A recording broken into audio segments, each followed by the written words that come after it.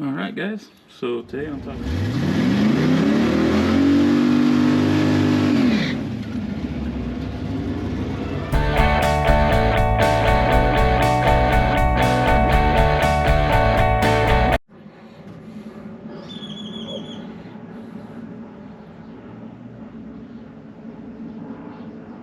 Well guys, it's 6 a.m. and here are some updates. So last time we were in the car, got the steering wheel on, figured out the button wouldn't work, so we've made some changes. First thing is, decided to change out the tach. This guy is a little bit higher RPM showing, and it shows individual digits in a digital style. The original gauge only went to 6,000. So I've mentioned it before, but I shift like at 772, 7500. So I'd be shifting between M and P or right at M, depending on the gear. So that's good. This gauge, there's nothing wrong with it other than it didn't go high enough. These are actually pretty good. This is like Tachometer's lower range or auto gauge brand. And it's an air core, so like it doesn't show 0, but as soon as you put it 12 volts, it goes right down to 0. I never had a problem with this one. It was actually pretty accurate. This will probably end up in another car or another project at some point. It's pretty great. Still like this. Other item, this Hurst shifter knob or shift handle. It's the pistol grip style with the button. And I've got it weather packed currently. This is connected to my transbrake and two-step. Finally got that all set up. Two-step was pretty simple. And if you see right there, that darker blue wire connected directly to the MSD 6014 is the launch two-step wire. That's what they call our launch rev limiter. And the transbrake I already had hooked up to my reverse lights. It's kind of tough to tell through all the spaghetti, but all I did was I scabbed in another relay, this guy here, and used this as a switch just to give that relay 12 volts, and that kicks on the transbrake solenoid and supplies 12 volts to the MSD box. So I'll probably bring out the computer and kind of show how that works. But honestly, this thing's really nice and actually not that expensive. Plus I kind of like the way it gives you a larger leverage to actually pull the handle. Makes it a little more ergonomic. But one primary fault of this is I live in Arizona. So this is billet aluminum, which means it's basically a heat sink. It's essentially the temperature of outside when I grab it after work, if I drive this thing to work. So, one thing to note, it gets extremely hot. But, you know, that's just the nature of the beast sometimes. Sometimes you want to look cool, sometimes it's going to be painful. It is what it is. Back to this guy, so kind of show you what the gauge looks like. On video, it looks a little more blurry than it actually is in real life. It's actually pretty sharp. This is a glow shift gauge. Let's see if you can see that. Yeah, glow shift. This thing works really sweet, actually. Let's see if I can show you kind of a.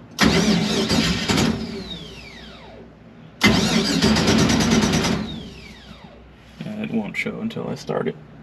It's a little early for that. Don't want to be getting yelled at later. Probably not anyway, but still, rather be courteous.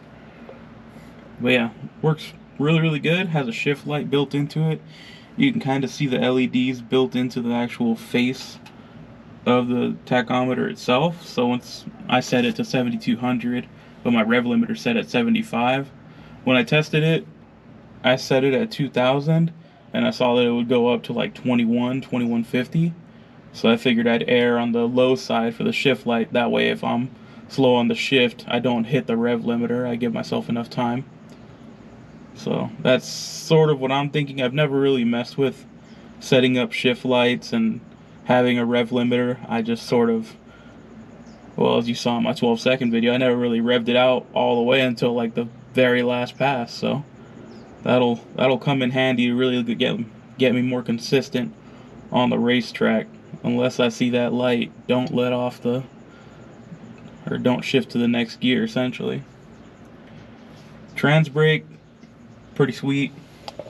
For now, it just is basically a burnout button, because I set it to 3,000 RPM, which is relatively low. This converter stalls at 3,500. I would imagine you'd want to set it where it stalls at. I'm not entirely sure. I gotta ask a few questions to a few people and figure out how that works. But I figured out that anything below 2,500 basically makes the carburetor not want to be happy, and anything above 2,500 is basically just a burnout. It just does a sweet burnout, which is fine for now.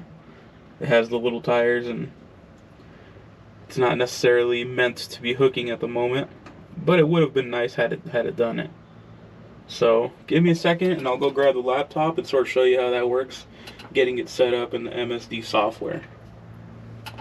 So currently, my maximum rev limiter in the settings tab is set for 7,200, and the launch rev limiter is set for 3,000 RPM. And I have it set to latched. Latched is part of the launch rev limiter. So until your RPM is about 7/8 below where you set your rev limiter, it won't work. So if you try and hit the two-step button, or you hit the rev limiter, launch rev limiter, at 4,000 RPM, it will not engage. However, if you're at 2,000 RPM and you hit it, it will engage. Or if you're at, let's say for instance, 7/8 of 3,000 will probably be about 2,700. It should still engage the RPM. So that's what the latch setting is for. If you have it enabled, it'll only start at 7/8 or below in the RPM. However, you disconnect that, it'll work at any RPM. So if you're at 8,000 RPM and you hit that thing, it'll try and rev limit it down to 3,000. So that can be a problem. So in this instance, it's kind of a safety. But for my car, since I don't have an arming switch on the transbrake yet, that'll stop the two-step, but it won't necessarily stop my transbrake from engaging at 40 miles an hour. So that's kind of why I have this on a weather pack currently. Mostly because it makes it convenient in case I want to take the shifter out.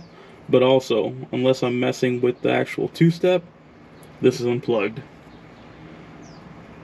So this is kind of my secondary check, is to always make sure this is unplugged unless I'm ready to use that two-step and transbrake. Because you try and use the transbrake at any sort of mile per hour, you're probably going to break something. So let me show you what it looks like once. So rev limiter source says key off. That's maximum, so it's saying I'm set for the max rev limiter. And let me plug in this weather pack real quick.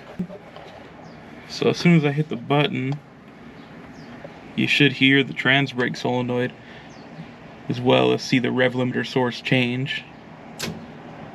Yep, changes over to launch. And you can see a little bit of voltage drop as well.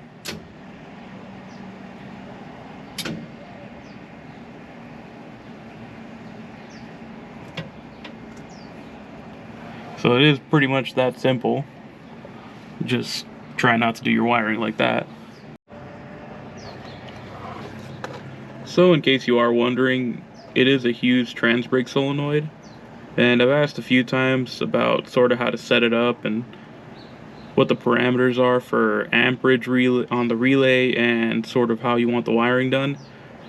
Turns out it's a lot more simple than I expected.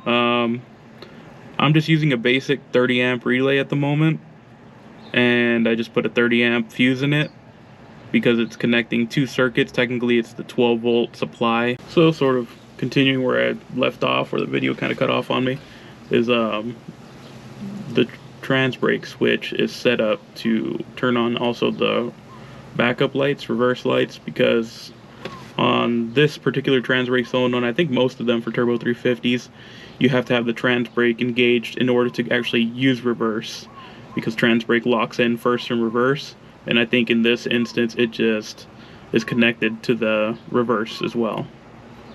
Well, obviously it is, but I mean it needs to be connected to reverse in order for you to actually back up in the car. So when I hit the transbrake, not only is it engaging the solenoid, but it's actually turning on my reverse lights, which is not that much of a pull in terms of how many volts or amps it needs to run that function. But I do have 3 reverse lights, the one for the tire light, and then the 2 standard reverse lights. So it is pulling a decent amount of amperage at this point. So the 30 amp relay is warranted. When I put this thing in reverse regularly with the transbrake disconnected, I still have the reverse lights connected directly to the transbrake solenoid on just that standard relay. So I have technically two relays to run that circuit. So it works fine. It works as a regular car. If you didn't know what you were doing, as long as you know how the shifter works, you could drive this car, really. It's not too bad. The shifter itself, pretty easy to install. It's a relatively affordable shifter for what it is, and it's black, which my theme so far is either black or purple, but everything else kind of this style looked really cheesy, and this one was pretty affordable. So it's just a jam nut, and it has a threaded adapter that actually goes in the handle itself, and all you do is put it all together and use a jam nut, and they really can't come apart at this point unless I start turning it or like twisting it while I'm shifting, but it'll take a few turns for it to actually fall off. It matches pretty well so far. External wise on the car, I haven't really done anything. It's gonna probably be a while before I do anything to it. I might have another project on the way, not another car, but another big project, and we'll see how long it takes to get things going on that. It'll probably be a while just because the bigger the project, the more money and time you gotta have to do them, right? So I have some time, but I do not want to be outside in this heat. Right now it's 6 a.m. and it's probably about 91 degrees already. So, you know, here in Arizona, you wake up at 4 or 5 in the morning and the sun's already out. It's wild out here, and it's toasty. I think I'll end it off on that. I'll see you guys on the next one.